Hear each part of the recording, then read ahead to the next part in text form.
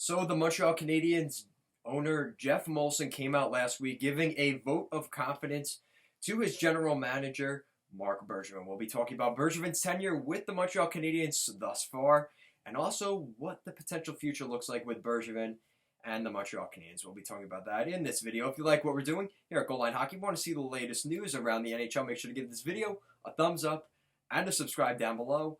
Let's talk about Marc Bergevin's tenure with the Montreal Canadiens and what could be coming to the Canadiens in the future.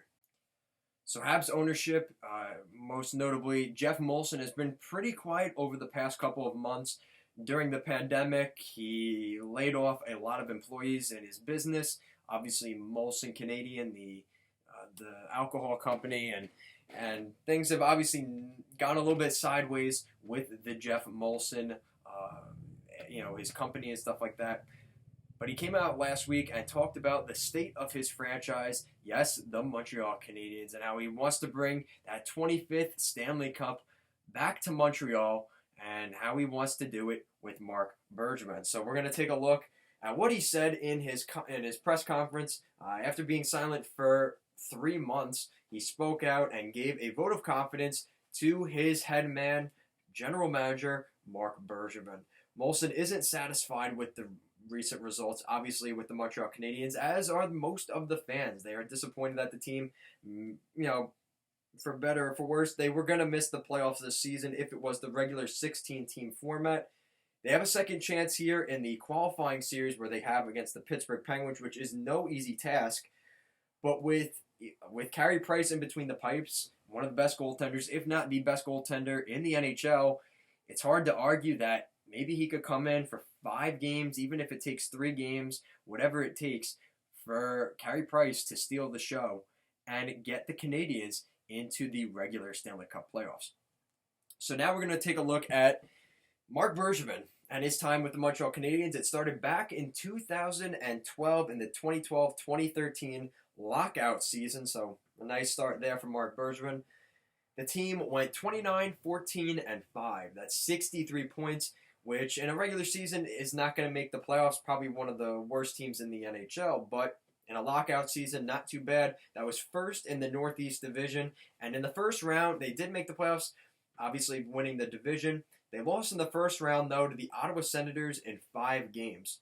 In 2013-2014, another pretty solid season for the Montreal Canadiens. 46-28-8 on the season, 100 points on the year for Marc Bergevin in year 2 under his tenure, 3rd in the Atlantic Division, and they made it to the conference finals that year. They beat the Tampa Bay Lightning in 4 games in the first series, beat the Boston Bruins in 7 games in the second series, but unfortunately lost to the New York Rangers in the 3rd round, the Eastern Conference Final, where obviously St. Louis had the game winner on Mother's Day in overtime for one of those games, and the Montreal Canadiens ended up losing that series.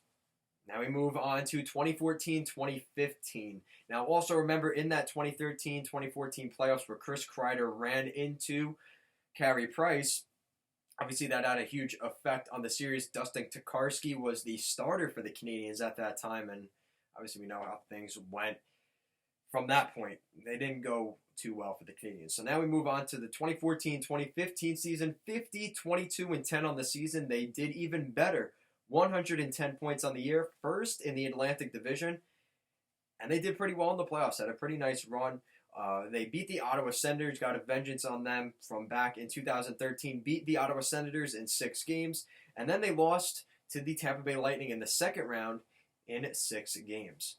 Now we move on to the 2015-2016 season where things did not go well for the Canadiens. They missed the playoffs. They went 38-6 on the season, 82 points. So they dropped, yikes, they almost dropped 30 points in terms of what they did with the 110 points the year prior. 28-point drop for the Canadiens and 6th in the Atlantic Division. Now in 2016-2017, they did get back into the playoffs, which was a sign, that they were back on the up. It was just a down year in the 2015-2016 year. 47-26-9 on the year, 103 points for the Canadiens, first in that Atlantic Division.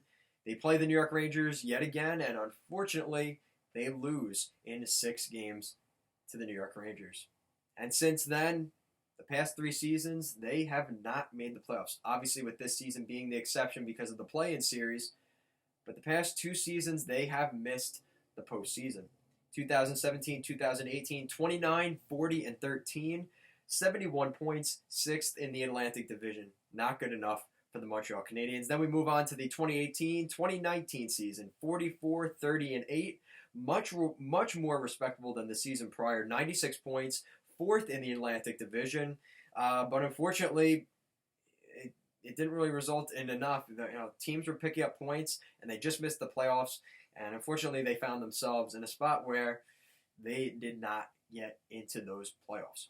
Now we move on to the 2019-2020 season, this current season, obviously before the pandemic, 31, 31, and 9 on the season. So they're actually 9 games below 500 if you look at the grand scheme of things. 71 points and 5th in the Atlantic Division. That's the key thing. You're looking at where they are in their division.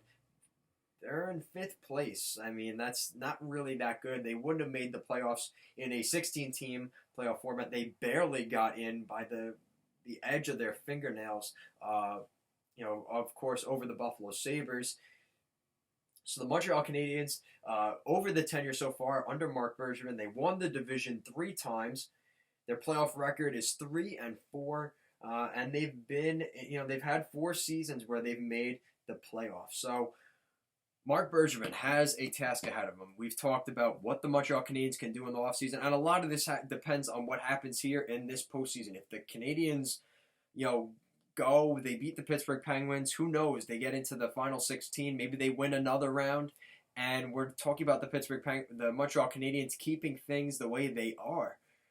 Now, I don't necessarily think that's going to happen. I mean, crazier things have happened, but if we're going to be brutally honest, who's so confident that the Canadiens are going to get past the Penguins and possibly another 4 teams? That's a lot for the Montreal Canadiens. I don't know if they have that, especially with Carey Price with the injuries he's had. Yes, they have guys like Charlie Lindgren in the system, but again, I don't know how sold I am yet on the thought that the Canadiens will go on a long playoff run right now. And with Shea Weber with his injury issues and obviously Carey Price, I just don't know if the Canadiens have it in them. They need to make some moves up front. Obviously, the development of guys like Jesperi Kotkaniemi and Ryan Poehling have taken a little bit longer. Thank goodness guys like Nick Suzuki had a really solid year with the Canadiens this year. Cole Caulfield, it seems like he may be going back to Wisconsin next season to play in the NCAA, so they need some help up front. Do they maybe make a trade there? There's been talk that they may be looking at trying to make an offer sheet for Mikhail Sergachev, who they traded that was in the Jonathan Drouin deal. Drouin for Sergachev straight up. Maybe they move out a guy like Drouin. I don't think that's something that Canadian fans want to hear because he is a Quebec native, and I actually think in the comments people were saying they can't trade Drouin and stuff like that. I don't know if they were being serious or not, but I mean it's a possibility. If it's there, the Montreal Canadiens should look at all their options. And do you maybe move out? Philip Deneau is a solid center, probably a better second-line center or third-line center, probably a middle six. I don't know if he's a great first-line center, but you have guys on the wing like Brendan Gallagher. You've lost guys, though, like, now you don't have Cole Caulfield, another season without him. Radulov, when he left a couple of years ago. Ilya Kovalchuk likely won't be sticking. He said he would come back, but who knows how he's going to feel in a couple of months from now. So the Montreal Canadiens definitely have to make some moves this summer to try and fix really everything. They need help on the wing. They need help on the blue line as well. So it's going to be interesting what happens with the Montreal Canadiens. Marc Bergevin, I think he's on the hot seat. I would say top 5 GMs in the NHL. He would have to be in that top 5 of general managers. That's the seat's getting a little warm under him. We've already seen Jason Botterill get let go. But it's going to be interesting to see what happens here with the Montreal Canadiens. Leave in the comment section down below, what do you think the Montreal Canadiens, Marc Bergevin, has to do to get the Canadiens not only back in the playoffs, but to become, take that next step and become a true Stanley Cup contender and to win their next Stanley Cup? Leave in the comment section down below. And if you like what we're doing here, Goal Line Hockey, want to see the latest news around the NHL, make sure to give this video a thumbs up and to subscribe down below. Thank you so much for watching, and have a great day.